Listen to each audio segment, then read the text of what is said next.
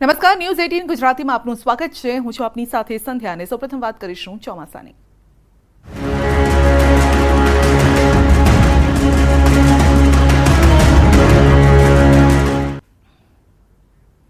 તો વરસાદને લઈને હવામાન વિભાગની મોટી આગાહી છે કે આજે કેટલાક વિસ્તારોમાં તોફાની વરસાદ થઈ શકે છે। સૌરાષ્ટ્ર કચ્છના કેટલાક ભાગોમાં આગાહી કરવામાં આવી છે। બનાસકાંઠા, પાટણ, મહેસાણામાં પણ આગાહી છે। રાજકોટ, સુરેન્દ્રનગર, મોરબી, જામનગર, દ્વારકા અને પોરબંદર માટે પણ વરસાદની આગાહી છે। તો આજે કેટલાક વિસ્તારોમાં જોરદાર વરસાદ થઈ શકે છે। ગઈકાલે પણ બપોર બાદ અચાનક જ વાતાવરણમાં પલટો આવ્યો હતો અને સાંજ પડતા જ તૂટી પડ્યો હતો વરસાદ।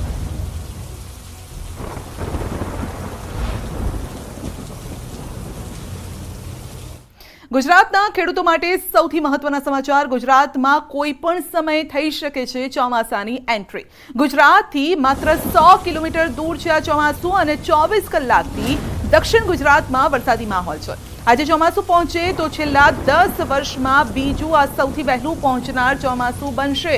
છેલ્લા 10 વર્ષમાં ગુજરાતમાં વર્ષવાર ચોમાસાના આગમનની તારીખ પણ સામે આવી છે। જે તારીખો પર ચોમાસું બેઠું હતું તે કંઈક આ મુજબ હતું। 2014માં 15 જૂને, 2015માં 13 જૂને, 2012માં 2 જૂન, 17માં 12 જૂન, 18માં 23 જૂન, 19માં 25 જૂન, 20માં 14 જૂન, 21માં 9 જૂન, 2022માં 13 જૂન અને 2023માં 25 જૂને ચોમાસાનું આગમન થયું હતું।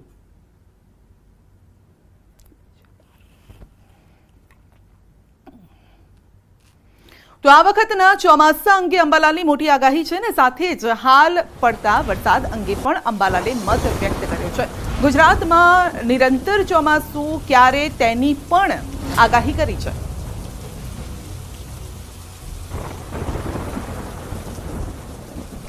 આ ચોમાસામાં બ્રેક આવી શકવાની શક્યતા રહે છે, કારણ કે ચોમાસું તો ભિન્ન ભિન્ન ભાગોમાં આવશે।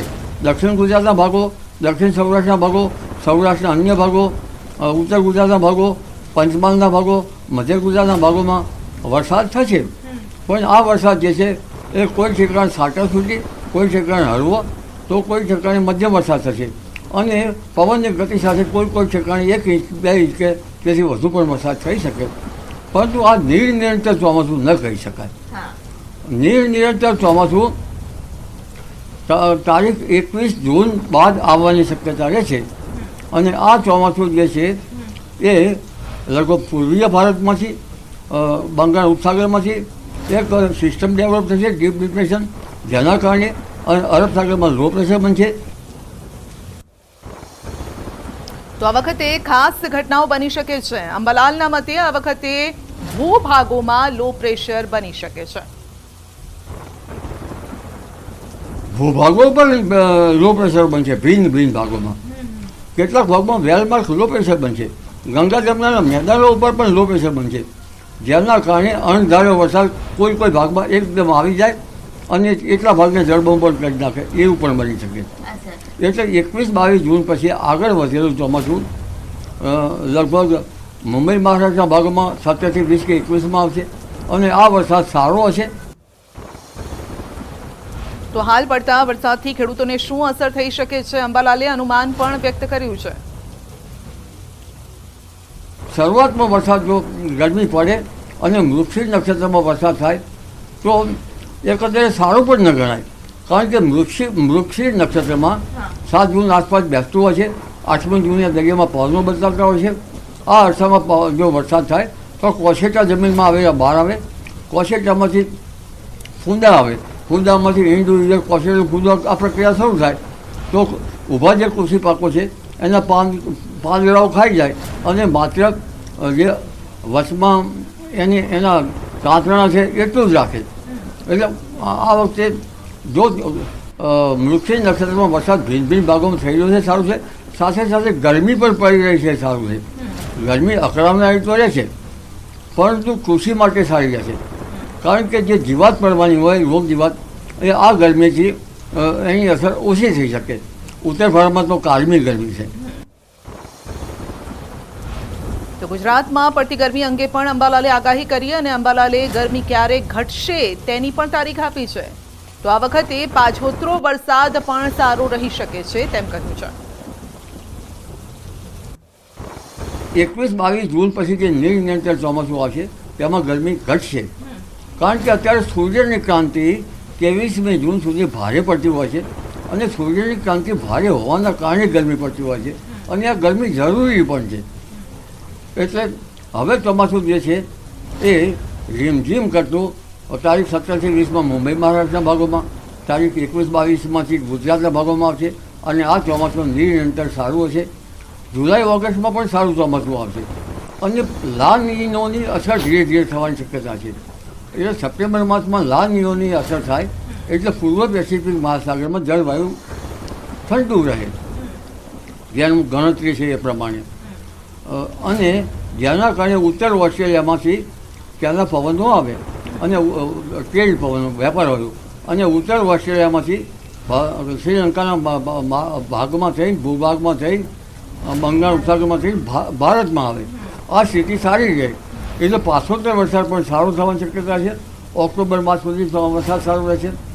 હવે ચોમાસું જે છે એ આદ્રા નક્ષત્રમાં 21 જૂન પછી સારું આવવાની શક્યતા છે અને આ ચોમાસું નિરંતર હશે.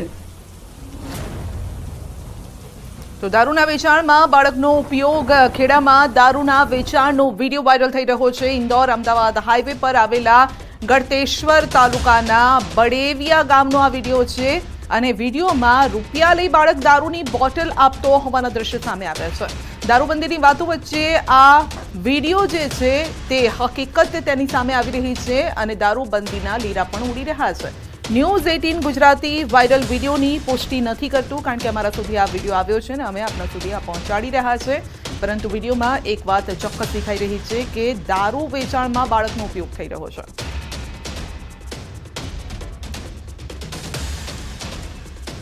તો ખેડાનો આ વિડીયો છે અને દારૂના વેચાણનો આ વિડીયો છે, જેમાં એક બાળક દેખાઈ રહ્યું છે જેના હાથમાં દારૂની બોટલ છે, જે કદાચ કોઈ ગ્રાહકને આપવા જઈ રહ્યું છે તેવું પણ સામે આવી રહ્યું છે.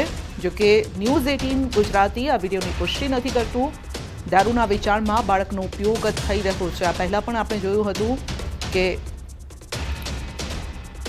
ઘણી વખતે બાળકોના બેગમાંથી ચરસ ગાંજો પણ મળી આવ્યો હતો અને નશાના રવાડે ચઢાવવાનું આ ષડયંત્ર પણ હોઈ શકે છે. વધુ અપડેટ મેળવીશું સંવાદદાતા ઉમંગ પાસેથી. જી ઉમંગ, ખેડાનો આ વિડીયો છે જેમાં બાળક દેખાઈ રહ્યું છે દારૂનું વેચાણ કરતું.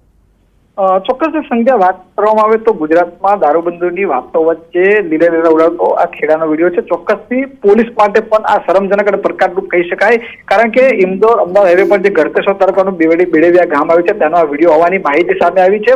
વાત કરવામાં આવે તો નાનું બાળક છે તે દારૂની બોટલ લઈ જઈને આપતો વિડીયો અંદર સ્પષ્ટપણે દેખાઈ રહ્યો છે અને પૈસા લેતો તે દેખાઈ રહ્યો છે. વાત કરવામાં આવે તો ગુજરાતની અંદર દારૂબંધીની જે વાતો કરવામાં આવતી હોય છે, પરંતુ આ પ્રકારના જયારે દ્રશ્યો સામે આવે છે ત્યારે દારૂબંધીના પર અનેક સવાલ ઉભા થાય છે. આ સમગ્ર બાબતે જયારે સેવલિયા પીએસઆઈનો સંપર્ક કરવામાં આવ્યો, પરંતુ તેના તરફ કોઈ પણ પ્રત્યુત્તર આપવામાં નથી આવ્યો. હવે જોવું રહ્યું છે કે આ વિડીયો વાયરલ થયા બાદ ખેડા પોલીસ કેવા પ્રકારની કાર્યવાહી કરે છે અને શું દારૂબંધીના જે નિયમો છે તેનું પાલન કરવામાં સફળ રહે છે કે કેમ. જી સંધ્યા. જી, આપનો આભાર.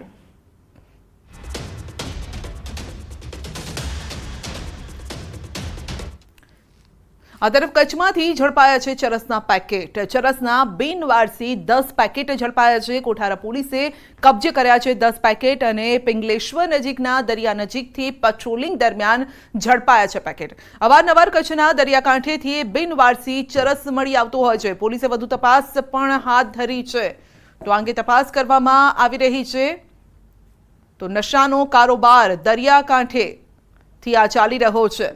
શું પાડોશી દેશમાંથી આ પ્રકારના પેકેટ અહીં પહોંચાડવામાં આવી રહ્યા છે? કારણ કે આપણે પહેલાં પણ જોયું હતું કે અફઘાનિસ્તાનથી વાયા પાકિસ્તાન ચરસ ગાંજો ગુજરાતમાં દરિયાઈ માર્ગે, ગુજરાતનો દરિયાઈ કાંઠો છે તેનો ઉપયોગ કરવામાં આવી રહ્યો છે અને ત્યારબાદ આ જે કન્સાઇનમેન્ટ હોય છે તે અલગ અલગ જગ્યાએ પહોંચાડવામાં આવતું હોય છે. વધુ અપડેટ મેળવીશું સંવાદદાતા મેહુલ પાસેથી. જી મેહુલ, ફરી એક વખત ચરસના બિનવારસી પેકેટ આ ઝડપાયા છે. પહેલા પણ આ બાબત સામે આવી ચૂકી છે કે પાડોશી દેશોમાંથી પણ આ પ્રકારનો વ્યવહાર થતો હોય છે અને જેમાં ગુજરાતના દરિયાકાંઠાનો ઉપયોગ થતો હોય છે. વાત કરીએ તો કોઠારા પોલીસને મહત્વની સફળતા છે તે મળી છે. ઘડુલીને જે પિંગલેશ્વરનો દરિયો છે ત્યાંથી છે તે ચરસના પેકેટ છે તે મળી આવ્યા છે. આ ચરસના પેકેટ છે તે બાવળની ઝાડીઓમાં છે તે છુપાવેલા હતા અને પોલીસે કબજે કર્યા હતા. કિંમતની જો વાત કરીએ તો 5.34 કરોડની કિંમત છે તે બજારમાં આની માનવામાં આવે છે અને 10 પેકેટ કરી પોલીસે છે તે હાલ વધુ પેટ્રોલિંગ હાથ ધરી છે. જી મેહુલ, આપનો આભાર.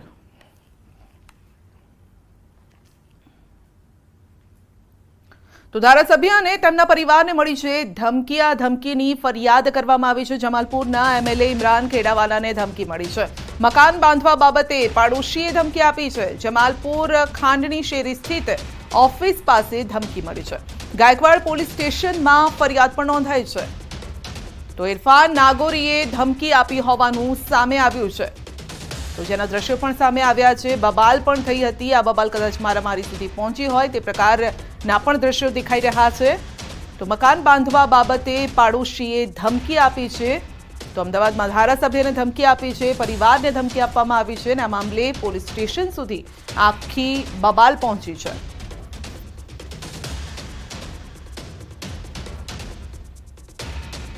તો દ્રશ્યોમાં આપ જોઈ શકો છો બબાલના દ્રશ્યો પણ સામે આવ્યા છે. ઘર કે ઓફિસની બહાર લાગેલા સીસીટીવીમાં કેદ થઈ છે આ બબાલ. અમદાવાદમાં ધારાસભ્યને મળી છે ધમકી અને ધમકી બીજા કોઈએ નહીં, પાડોશીએ આપી છે. તો મકાન બાંધવા બાબતે બબાલ થઈ હતી.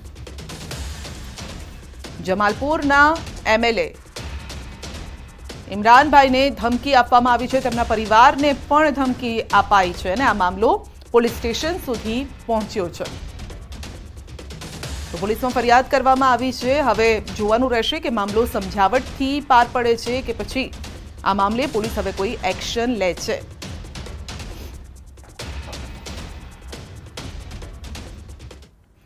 આ તરફ મોરબી હળવદમાં સર્જાયો છે અકસ્માત. ધનાળા પાટિયા નજીક અકસ્માત સર્જાયો છે અને ચાલુ કારે ટાયર ફાટતા અકસ્માત સર્જાયો. પૂરપાટ ઝડપે આવતી કાર ડિવાઈડર કૂદી ગઈ અને કારમાં સવાર તમામનો આબાદ બચાવ થયો.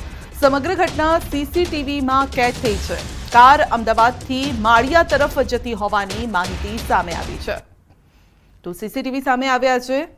પૂરપાટ ઝડપે કાર આવતી હતી, ડિવાઈડર કૂદી ગઈ અને ત્યારબાદ સામેની સાઈડ જતી રહી. આસપાસ લોકો હતા તેઓ પણ એકઠા થઈ ગયા.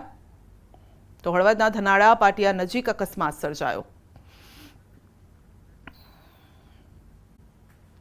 તો નીટની પરીક્ષામાં કૌભાંડ થયાના આરોપ ગુજરાત ડોમિસાઇલ પેરેન્ટ્સ એસોસિએશનના આરોપ છે.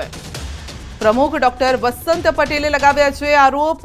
યુજી નીટની પરીક્ષા ફરી લેવાય તેવી માંગ કરાઈ છે. પરીક્ષાના પરિણામથી તેજસ્વી વિદ્યાર્થીઓને અન્યાય થઈ રહ્યો છે. ગ્રેસિંગ માર્ક સિસ્ટમ પણ છે ભૂલ ભરેલી.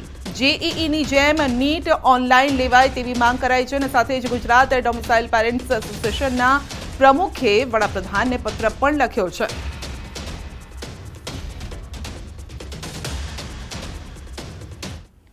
નીટની એક્ઝામ જે યુજી નીટ છે એ ફરી લેવાવી જોઈએ અને એક જ સેન્ટર પર ઓલ ઇન્ડિયા રેન્કમાં 7 થી 8 વિદ્યાર્થીઓ રેન્ક સાથે આવ્યા છે ત્યારે આ કેસની પણ સીબીઆઈ ઇન્ક્વાયરી થવી જોઈએ. બીજી વસ્તુ એ છે કે જ્યારે ગુજરાતમાં રહેતા વિદ્યાર્થીઓ અન્ય રાજ્યોમાં સેન્ટર સિલેક્ટ કરી અને એક્ઝામ આપવા ત્યાં જતા હોય તેમાં પણ મને ચોક્કસ કંઈ કોન્સ્પિરસી અથવા તો કંઈ ગરબડ હોય એવું લાગી રહ્યું છે. ગરમીને લઈ ઉનાળુ વેકેશન લંબાવવા માટે માંગ થઈ. રાજ્ય શાળા સંચાલક મહામંડળે સીએમને પત્ર લખ્યો. દિવાળી વેકેશન અંગે પણ ફેર વિચારણા કરવા રજૂઆત કરાઈ છે. કેજી અને ધોરણ 5 સુધીના વર્ગોને પત્રમાં ઉલ્લેખ કરાયો છે વર્ગોનો અને રાજ્ય શાળા સંચાલક મહામંડળને રાજ્યમાંથી અલગ અલગ સંઘો દ્વારા આ અંગે રજૂઆત પણ મળી છે.